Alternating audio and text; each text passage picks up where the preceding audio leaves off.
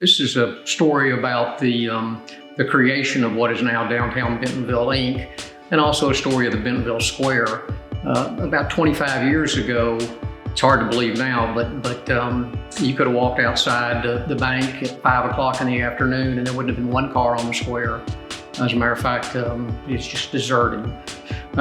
There weren't many incentives to be involved in the downtown area at that time, so we put together an organization. We hired a director, Bob Haynes, who at the time worked for the newspaper, the local newspaper, and we applied to Main Street, Arkansas, and they turned us down.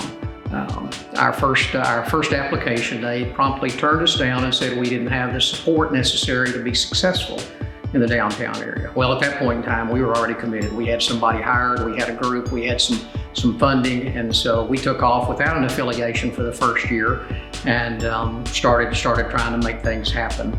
Incidentally, a year later, Main Street, Arkansas did welcome us in. They asked us to reapply after they saw what was going on.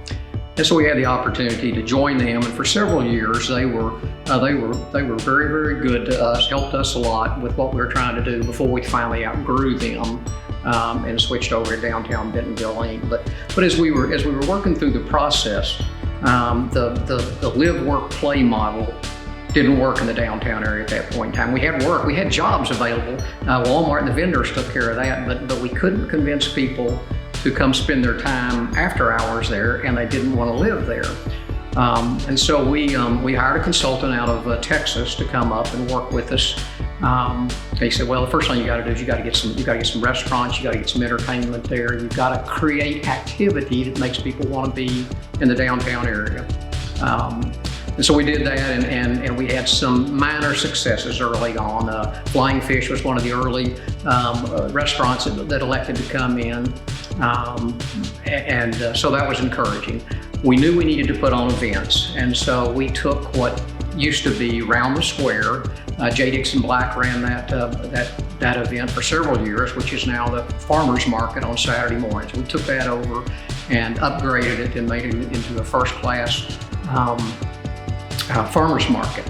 In addition, we started the First Friday events to try and get people, as we were changing things in the downtown area, we had to find ways to get people to come take a look at it as opposed to just driving through on the way to wherever they were going.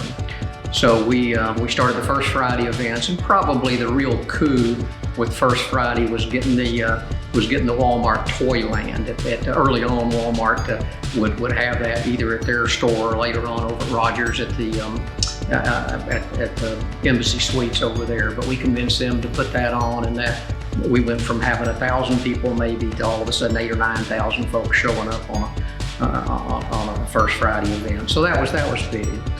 So we started getting some interest. Obviously, we had some changes in laws, and that made it easier to get some restaurants and bars in the downtown area. Still working with property owners to try and encourage them, if they weren't going to use their properties for retail or office space, to try and find a way to turn that around. And they worked with us on that, and that was kind of the process to make that happen. Now, it wasn't, as we look out there now, and you have Crystal Bridges and you have 21C and the Momentary, and you think, well, gosh, wasn't it always like that?